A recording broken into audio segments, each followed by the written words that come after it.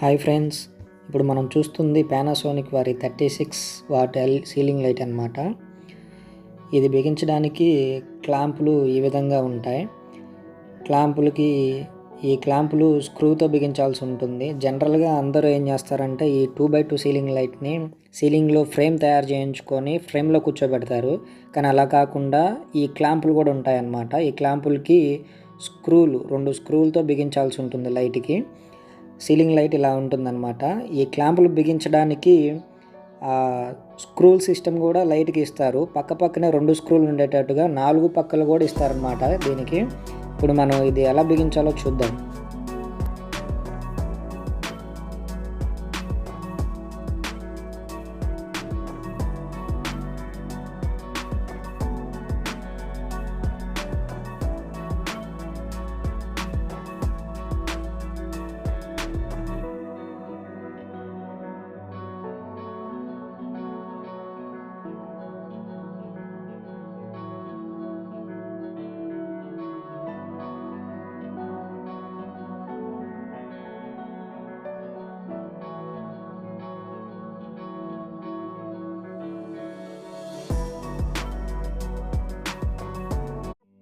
చూసారుగా ఫ్రెండ్స్, ఈ విధంగా 2 స్క్రూలతో బిగించుకొని స్ట్రాంగ్గా ఉందో లేదో చెక్ చేసుకొని ఇలా ఈ లైట్కి 2 స్క్రూలు బాగా గట్టిగా బిగించేసుకొని క్లాంప్కి లైట్కి 4 పక్కల కూడా ఇలాంటి క్లాంపులు 4 బిగించుకోవాలన్నమాట.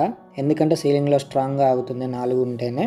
2 కూడా బిగించుకోవచ్చు, కానీ 4 ఉంటే చాలా స్ట్రాంగ్గా ఉంటుందన్నమాట లైటు. సీలింగ్లో గ్రిప్ పట్టుకోవడానికి 4 పక్కల కూడా ఇలాంటి క్లాంపులు ఉంటాయి కాబట్టి గ్రిప్ గట్టిగా పట్టుకుంటుంది. సీలింగ్ లైట్ కిందకి పడిపోకుండా చాలా స్ట్రాంగ్గా ఆగుతుందన్నమాట. ఇప్పుడు ఈ లైట్కి వచ్చిన చౌక్ని తీసుకొని సీలింగ్లోంచి వచ్చిన వైర్లు ఉంటాయి కదా, ఆ వైర్లకి జాయింట్ వేసుకోవాలన్నమాట. ఈ వైర్లకి చౌక్ జాయింట్ వేసుకోవాలన్నమాట.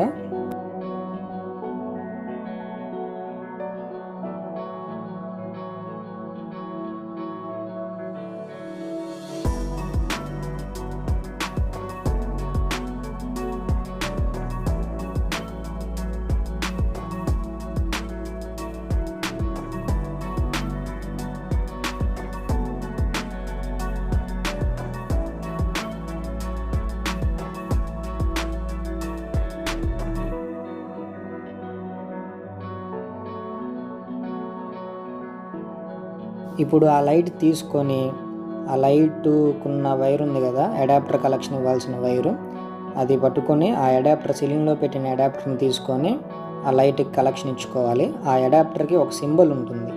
ఆ light wire adapter wire lock అయ్యేలాగా ఒక సింబల్ ఉంటుంది. ఆ సింబల్ చూసుకొని అడాప్టర్ వైరు ఆ లైట్ వైరు లాక్ అయ్యే విధంగా లాక్ చేసుకోవాలన్నమాట. లాక్ చేసుకొని ఆ అడాప్టర్ని మళ్ళీ యథావిధిగా సీలింగ్లో పెట్టేసి ఆ లైట్ కూడా మనం ఆ క్లాంపుల ద్వారా లైట్ను కూడా సరిగా చూసుకొని సెట్ చేసుకోవాలి.